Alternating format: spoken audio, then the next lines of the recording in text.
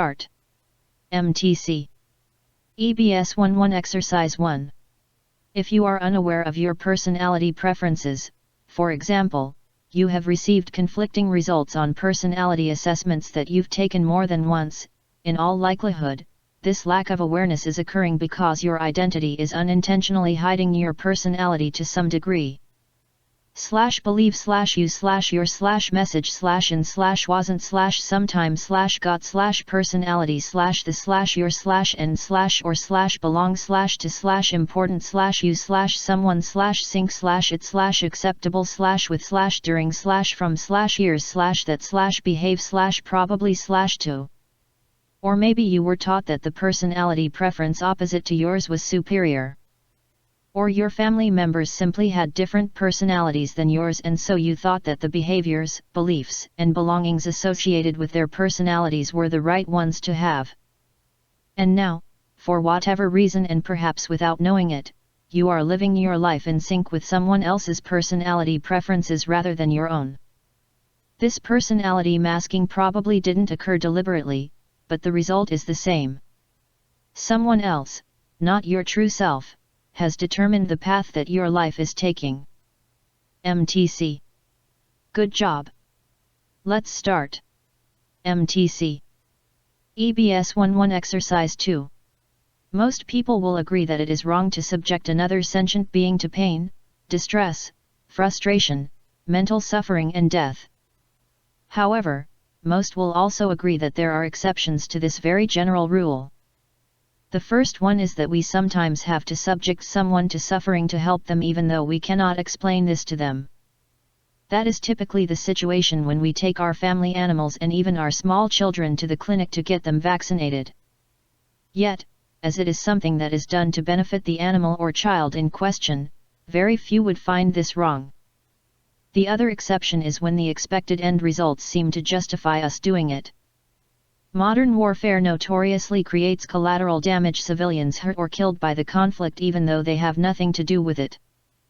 The justification does not remove the sadness and the tragedy, but many will still find it justified to under certain conditions enter into armed conflict to protect democratic societies.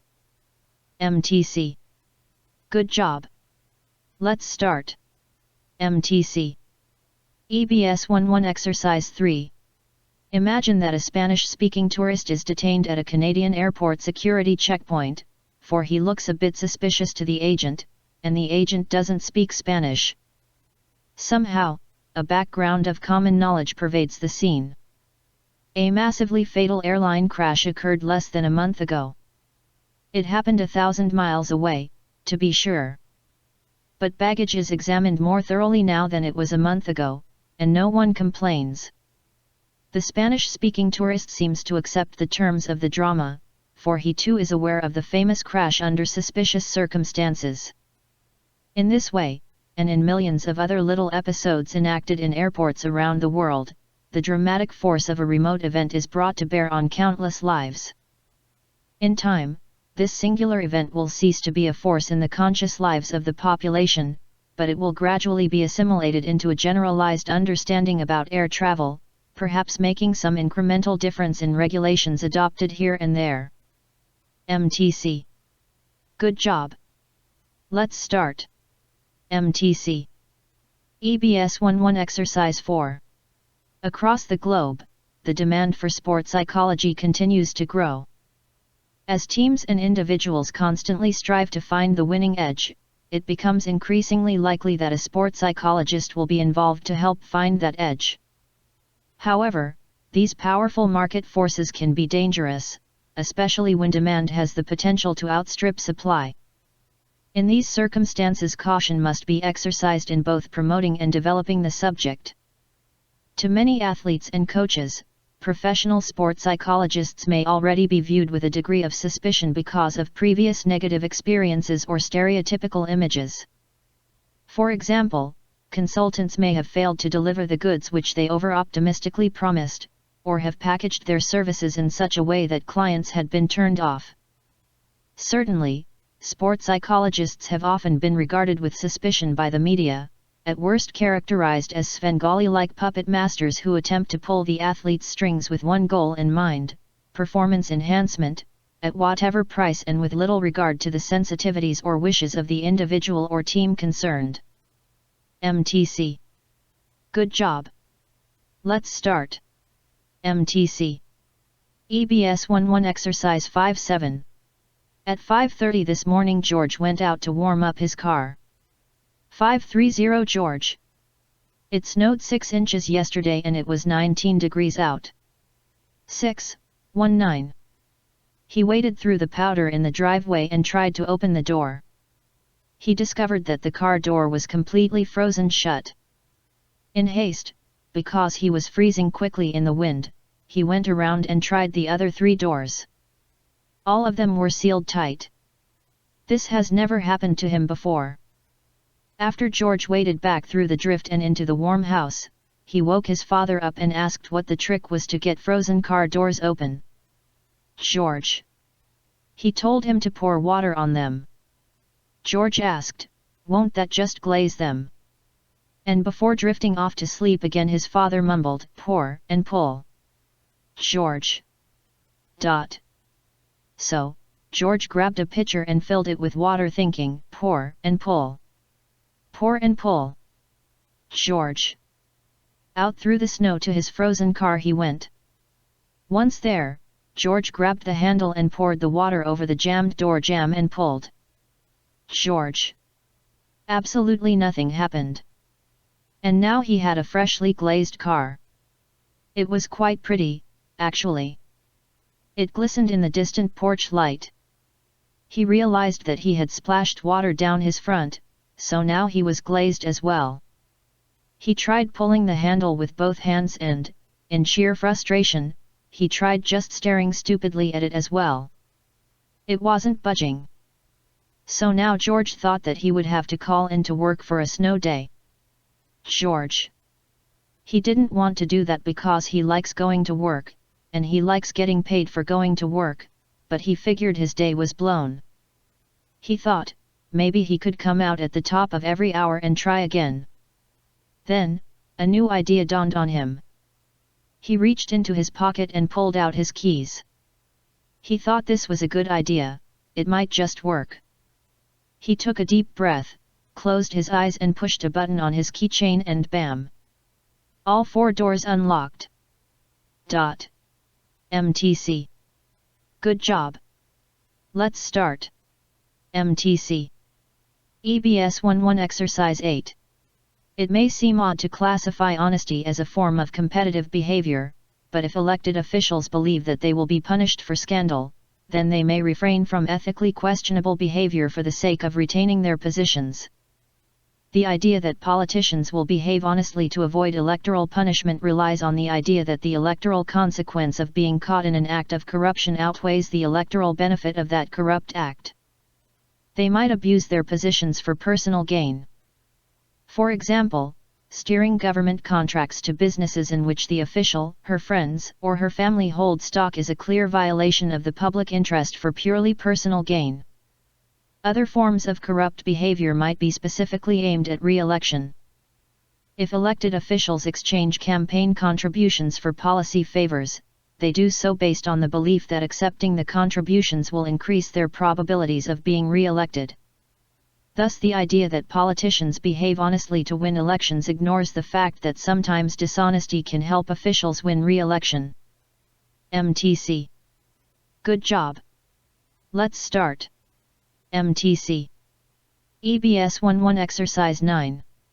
The more you study language strategies, the more impressed you get at what a hugely flexible and variable set of behaviors we have learned, but you also need to remember that it is the social contexts, behaviors, and consequences that are doing all the hard work of making things actually happen, not the words themselves.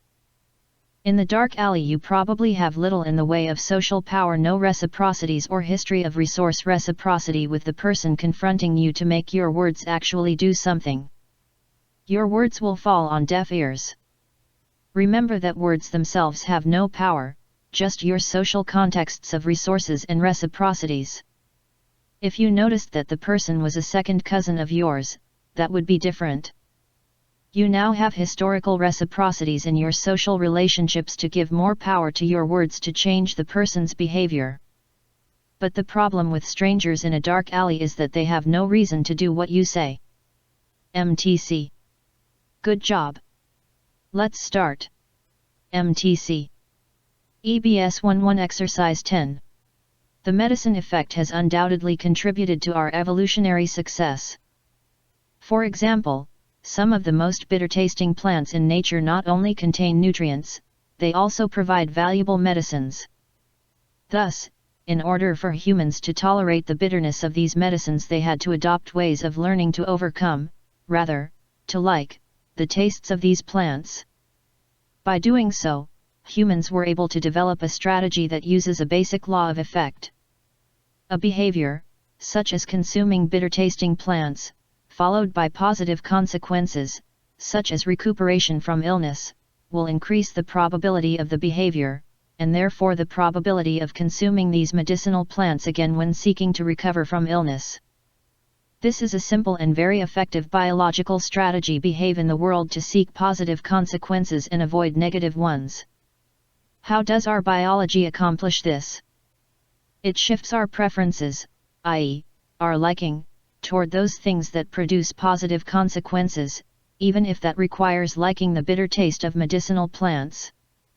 MTC. Good job. Let's start. MTC. EBS 11 Exercise 11. There are several theories about the way the pyramids were built. In recent years, many scholars have dismissed earlier ideas that the pyramids were constructed using slave labor, although some still adhere to that theory.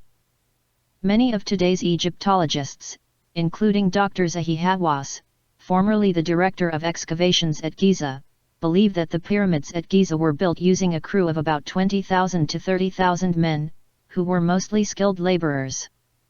Giza Zahi Hawass Giza 2-3. Hawass and others believe that, instead of being forced into service by slavery or through a feudal labor system, people willingly participated in the construction projects. Hawass.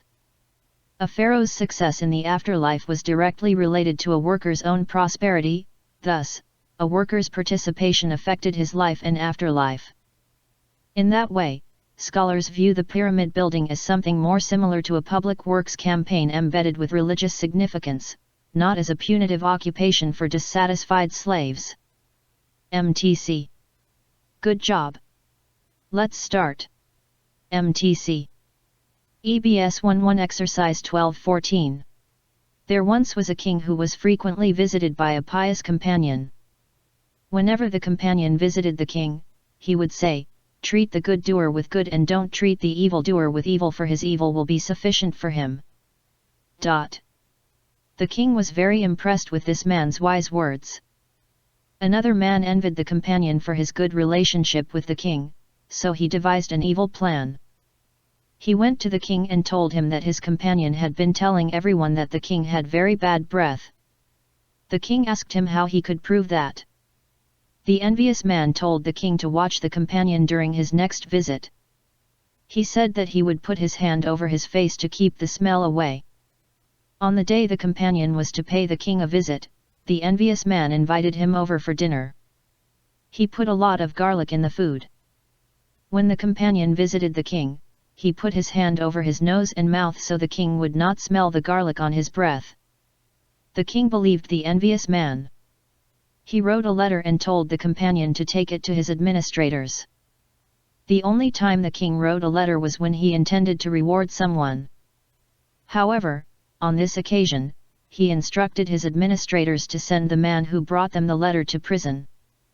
The companion was on his way to the administrators when the envious man asked what he was holding in his hand. The companion told him it was a letter from the king. The envious man asked him to hand over the letter as payment for the dinner. The companion handed the letter over to him. The envious man went to the administrators, and they put him in jail. The next day the king was surprised to see the companion visiting him as usual. The companion told him that the envious man took the letter away from him as he was delivering it to the administrators. The king asked him if he had been telling people that he had bad breath, and if not, why he had covered his mouth and nose. The companion told him about the garlic-infused food that the envious man served him. The king thought to himself, indeed, the evil of the evildoer is sufficient for him. MTC. Good job.